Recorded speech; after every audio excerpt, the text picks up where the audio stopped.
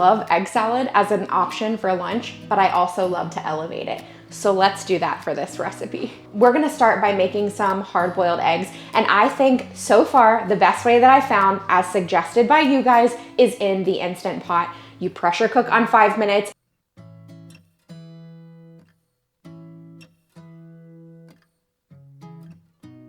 Then you let it naturally release and stay in there for 5 minutes. Once we take these out, they're going into an ice water bath because this is gonna make them so easy to peel.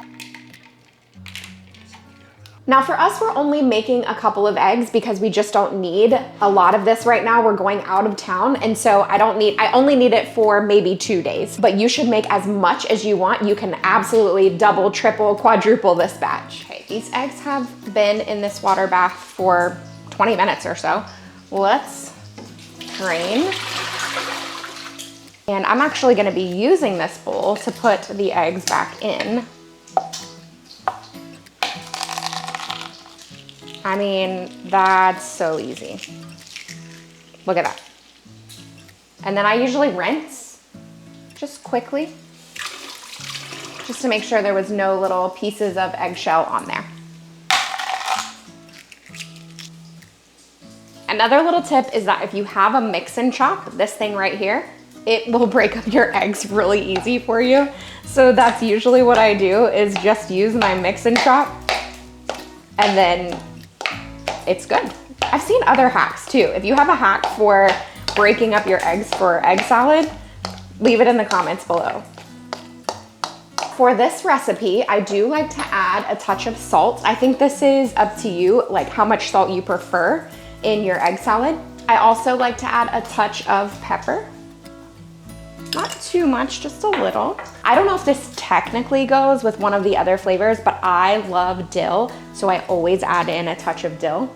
That's just me, but it's totally up to you how you want to do it. Let's add in about a spoonful of non-fat plain Greek yogurt. You can use a full-fat Greek yogurt, that's totally fine. But I use half Greek yogurt, half mayonnaise to cut down on the fat content just a little bit. You can also use full just Greek yogurt and not use mayonnaise at all. I feel like egg salad, chicken salad, all that kind of stuff, yes, there are measurements for it, but it's really whatever the consistency you desire. So this is probably 2.5 or 3 tablespoons that I have in there. And I'm gonna go in with this Duke's olive oil mayo and add about the same, okay? Maybe 2 to 3 tablespoons. And that's usually about the consistency that I want. I don't want it to be too creamy, but I also don't want it to be too dry. So I think that's the thing. Just add, and then if you feel like it needs a little more, you can always add a little more. This is exactly what I like mine to look like though, so this is perfect. Set that to the side for just a minute. Okay, definitely let that bacon over there go a little too long. It'll be okay though. I like to add arugula here. Okay, so I'm gonna take some arugula, and we're just going to chop it, just loosely chop it up. And this, again, this is however much you like. If you don't even like arugula, just skip this. Or maybe you wanna add spinach instead of arugula. That's another really great option. I'm adding in the arugula to the egg mixture. Now I prefer my bacon crispy, but this may have entered more into burnt territory. I think we're okay though. I'm gonna roll with it. I have a friend that whenever we would go out to eat in college, she would always order her bacon burnt, like straight up burnt, because she does not want any of the like leftover uncooked fat on it. Remember I have 4 eggs in here, so I usually do about a piece of bacon per 2 eggs. So I am gonna use 2 pieces of bacon for this. Just chop it up into little pieces.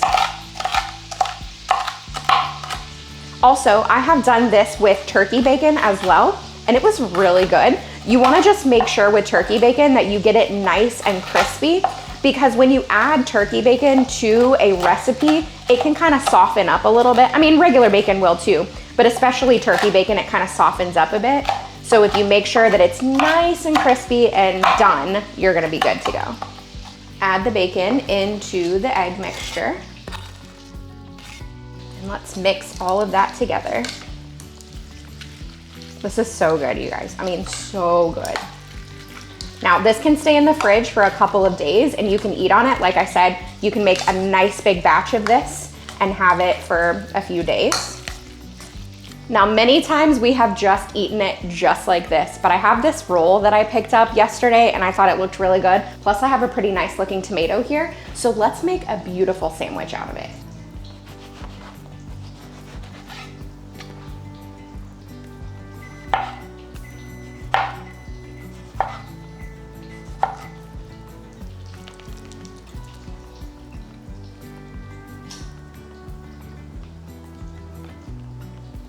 I mean, you know this is gonna be delicious because it has all the good things in here.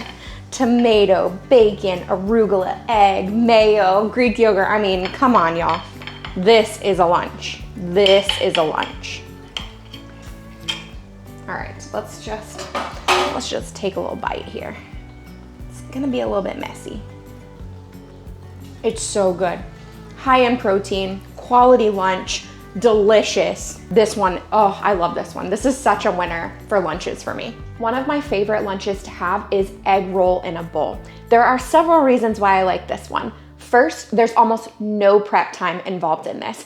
I choose to add a little bit of extra carrot to mine, so there's some shredding involved, but that's it. You don't have to. It's really just toss everything into a nice big frying pan and cook it all together. So that's a really great thing just because you don't have to dirty up a cutting board, a knife, nothing like that. And then you can just take any of your leftovers and store them in your containers, and it's great for reheat. Usually when I make egg roll in a bowl, I get at least 3 or 4 lunches out of it. And then if everybody else wants to eat it as well, it'll be maybe 2 days. All right, we're turning our heat on to medium high, and I am gonna put a little bit of oil in my pan. This is avocado oil, but feel free to use whichever kind you prefer. And normally when we make this, we use ground pork, but today we're actually gonna be using ground chicken. Our grocery store has been out of ground pork for weeks. I don't know what the deal is.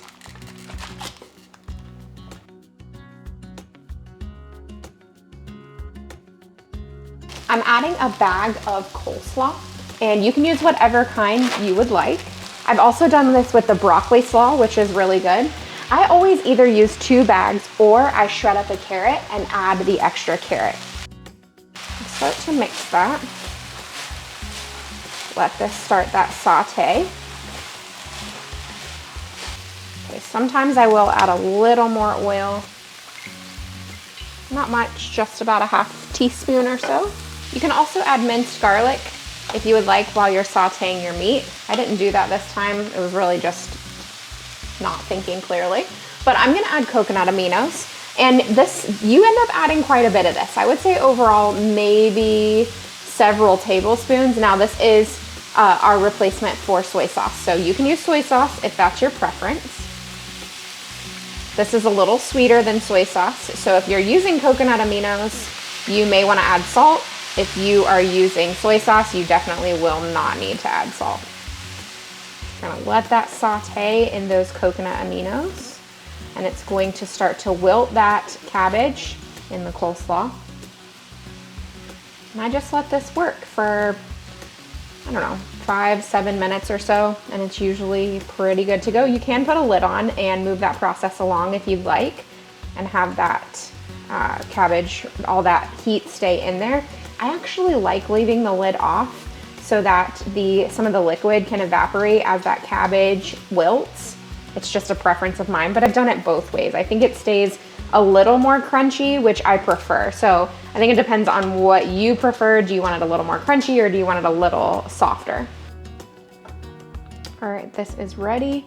So I'm gonna start serving it up. I am gonna add some parsley to the top just for a little more green. All the green in this really just kind of turns to a white for the most part once it cooks down. All right, so honestly, this is probably about a 20-minute meal. Might even be a little bit faster than that. Really, really easy to make and so quick to put together. It's really hot. I love the flavors here. And it's so unique because you really get the flavor of the inside of an egg roll. That's really what it is.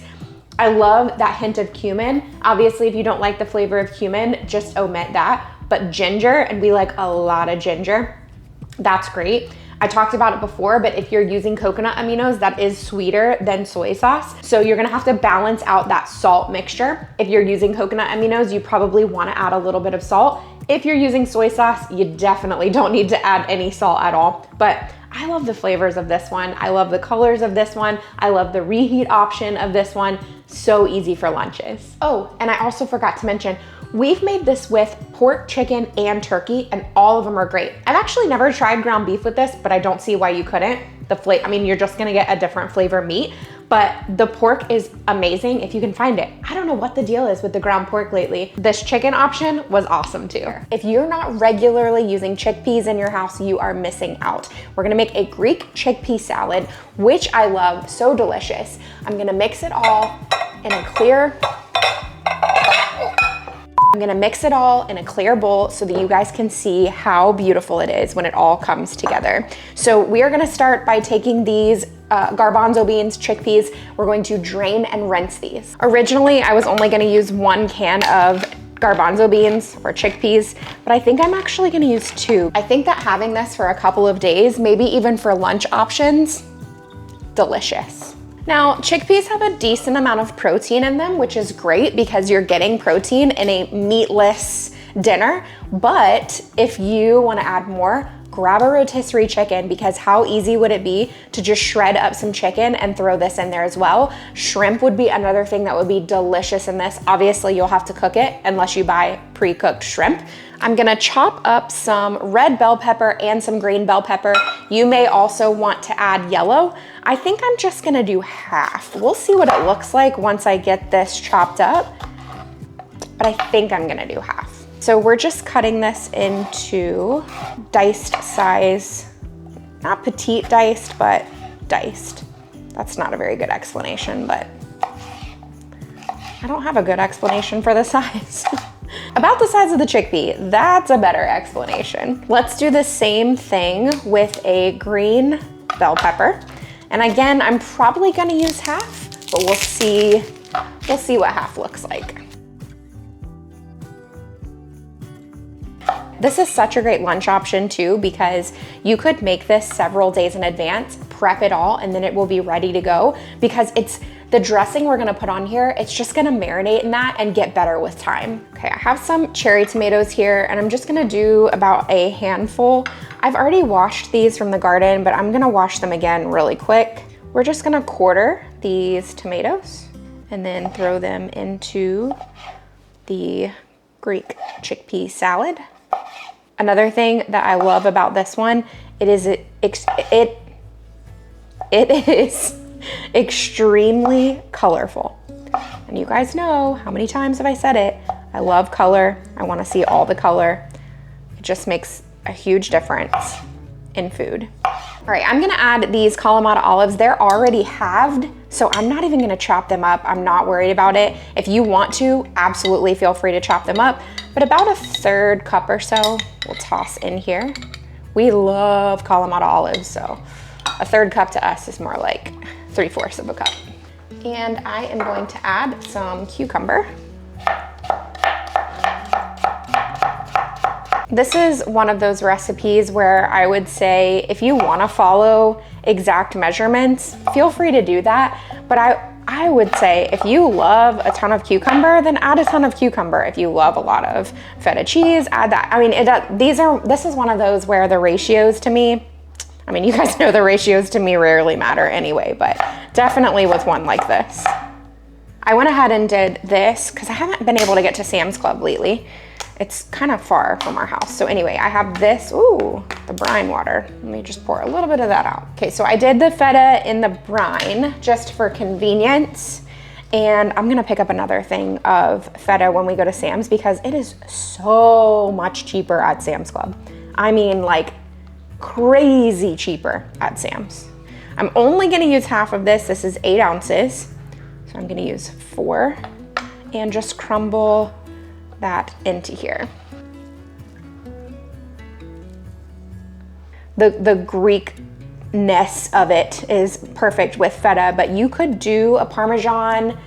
Let's see, what else could you do? You could technically do a goat cheese. It's not gonna crumble quite as well, but I do think a Parmesan actually could be really good with this. You could skip the cheese altogether. I mean, if you don't like Let's mix this together. And I'm just gonna do a quick toss because we are gonna add a dressing to this. So I wanna make sure that I toss this in the dressing as well. Look at these colors.